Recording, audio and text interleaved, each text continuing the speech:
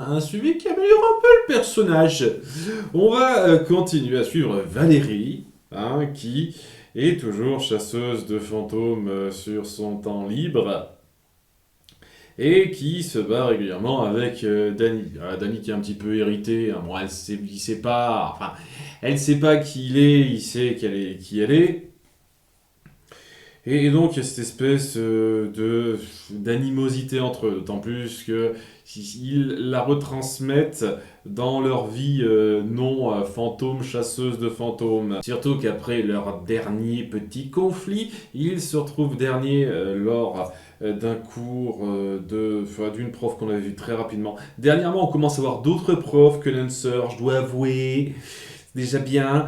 Et le but de ce cours, c'est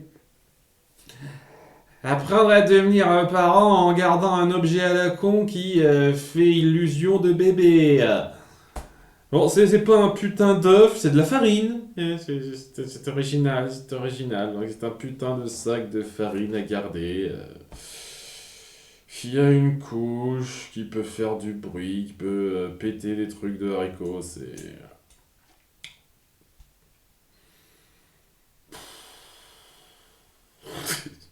C'est le détail qui me saoule en fait. Le reste de l'épisode, je le trouve intéressant, très intéressant sur beaucoup de points, mais le fait qu'on force cet exercice de merde, je me suis déjà étendu des tas de fois là-dessus. On tombe toujours là-dedans dans ces séries, bordel.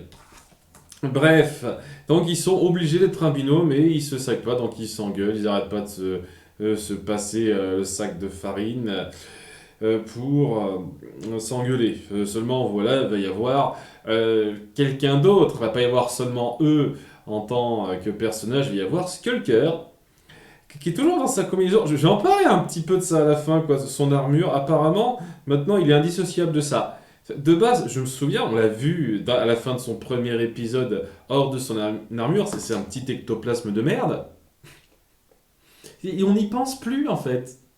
À la fin de l'épisode, il pensera pas une seconde à lui casser son armure, Dany, pour qu'il ne soit pas une menace trop grande par la suite. Non, non, il va le laisser là-dedans. Et donc, apparemment, maintenant, Skulker, c'est cette armure-là, quoi. C'est toute l'entièreté. Et ça se ressent particulièrement dans un détail sur lequel je reviendrai à la toute fin. Mais ouais, donc Skulker qui décide de jouer un petit peu les chasseurs en quête de proie et qui va essayer de mettre en place quelque chose avec eux. Bon, déjà, il va essayer d'attirer leur attention avec le fantôme des cartons, notre blague préférée récurrente de cette série, en tant qu'apparat. Donc, et ouais, ça va pas très loin, juste ils se battent un petit peu plus en essayant de l'avoir histoire de dire, d'appuyer l'animosité entre eux. Puis après coup, au bout d'un moment, ben, il interviendra en chippant le truc de farine, en les capturant tous les deux et en jouant à un jeu de chasse, en les menottant l'un l'autre. Voilà, il les amène dans le monde fantôme en les menottant l'un l'autre et en jouant les chasseurs typiques en quête de sensations par rapport à ça. C'est plutôt cool.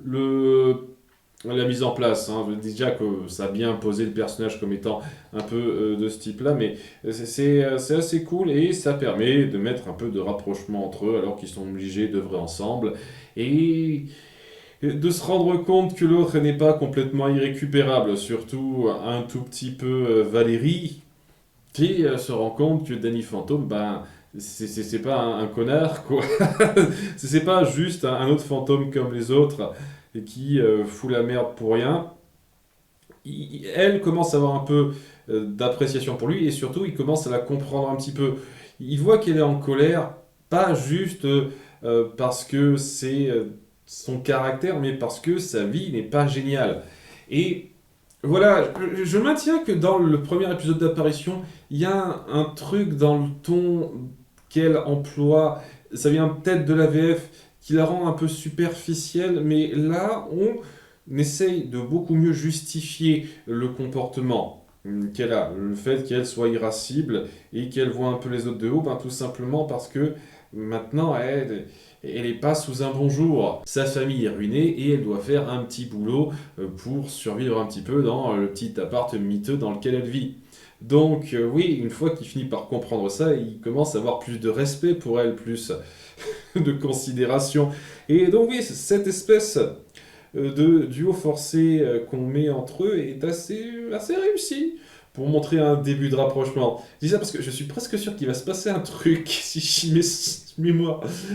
Je dis ça parce que je suis presque sûr qu'il finira par je dis ça parce que je suis presque sûr qu'il finira par se passer un truc à un certain degré à un moment donné plus tard, d'après mes vagues souvenirs, mais je vais pas en dire plus. Mais ouais, c'est bien ça, c'est très joli, cette espèce de rapprochement entre eux, c'est bien rendu tout le long de l'épisode. C'est dommage que ce soit centré autour de ce délire de, de sac de farine qui fait office de bébé entre eux, mais cette partie-là, nickel. J'ai rien à redire dessus, parce que les deux personnages brillaient très bien, et à la fin, il y a Danny qui râle un petit peu sa fierté en disant, écoute... je suis là pour t'aider, je suis prêt à me racheter un petit peu. Il lui propose même de prendre sa place pour une journée dans son petit boulot pour l'aider un petit peu sur son emploi du temps. C'est très joli ça, c'est très sympathique ce petit détail. Hein, ce petit emploi pas très ragoûtant qu'elle a, qui a été appuyé à quelques reprises au fil de l'épisode. C'est très cool ça aussi. C'est bon point, très bon point. Hein. Point sur lequel je vais être un tout petit peu moins content, je suis désolé, c'est la gestion de la continuité. Comme je l'ai dit avec Skulker, c'est chiant parce que je trouve que globalement la continuité est quand même bien pensée sur beaucoup de points, mais il y a des petits hicks comme ça, quoi. Donc déjà le cas de Skulker, comme je l'ai dit, il a toujours son armure, et à un moment donné, quoi, il le bat, Skulker, en en le faisant tomber dans un de ses pièges qui envoie des épines qui sont censées vous mettre HS. Seulement, les épines, il ne se les prend pas lui-même en tant qu'ectoplasme, c'est son armure qui les prend, les épines. Donc ça devrait rien lui faire, à moins que son ectoplasme soit lié à la machine de je ne sais quelle façon. C'est pas logique pour moi. C'est ça qui me fait dire, j'ai le sentiment que vous y pensez plus maintenant. Skulker, c'est tout ce bordel, et c'est pas juste un petit machin dans une machine, quoi. Ce détail m'énerve, un tout petit peu, vraiment. Et il y a aussi le fait que, ben oui, le couple Valérie-Tucker, on s'en fout royalement, hein. Il y a une petite interaction rapide entre eux, comme quoi ils en ont rien à foutre l'un de l'autre. Comme si il n'y avait rien eu entre eux, alors qu'on a appuyé un début de couple possible. Donc l'épisode d'introduction de Valérie la chasseuse, qui a mis en place certains éléments qui auraient pu être repris de façon intéressante, ces éléments-là, on s'en fout. Donc ouais, sa relation avec Tucker, et surtout sa relation avec Danny aussi dans un sens. De base, elle s'intéressait à Tucker parce qu'elle s'intéressait à ce que Danny pouvait lui faire savoir sur le monde des fantômes, et l'aider à avoir plus de connaissances pour s'en tirer face à eux. Vous voyez? Mais non, maintenant elle s'en fiche de Danny et de ce qu'il pourrait savoir. J'ai l'impression qu'il s'est passé des tas de trucs corchants pour amener à ce qu'elle n'ait plus rien à foutre de Danny et de Tucker, et ça n'a pas aidé. Mais le truc avec ça, c'est que voilà, maintenant, elle et Danny, ça va un petit peu mieux, et peut-être qu'on fera quelque chose, une relation intéressante avec ces deux-là par la suite. À nouveau, d'après mes souvenirs, c'est possible, mais je me souviens plus par cœur. Ça reste assez vague. Donc oui, j'ai pas parlé de tout, parce que il y a la sous-intrigue autour de Tucker et Sam, qui s'occupent donc de leur sac de farine bébé, et du fait que Tucker veut utiliser cette situation à son avantage pour jouer les babysitters de tous les sacs de farine de tout le monde. Parce qu'il n'y a personne qui a le temps pour s'occuper de cette merde, et je le comprends très bien, franchement. Donc il décide de leur faire payer à des prix différents, parce qu'il y en a qui payent 5 dollars, d'autres 20, d'autres 100. C'est au pifomètre, apparemment.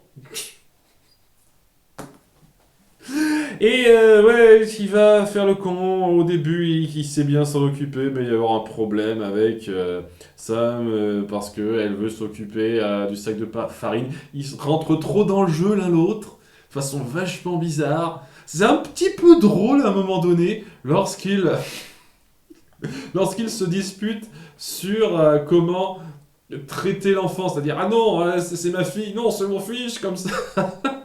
Et à la fin, il dit, ok, il faut que j'y aille, bisous, comme ça. Et qu'est-ce que tu viens de faire là?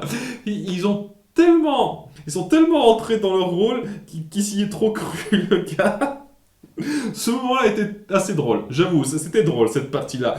En dépit du fait que oui, le concept du bébé sac de farine n'est pas allé loin, et à la fin, bah, le sac de farine de tout le monde a été cuit par la mère de Tucker, qui a apparemment tout le temps du monde pour cuisiner à partir de 20 sacs de farine, apparemment. Hein. C'est ridicule. Donc ouais, je vois 20 sacs de farine que mon fils a laissé. Je vais tous les utiliser d'un trait dans l'heure qui vient, parce que moi, elle n'a pas duré des masses de temps, la dispute entre Tucker et Sam, pour cuisiner des centaines de cookies, des milliers de cookies avec cette quantité-là. Hein.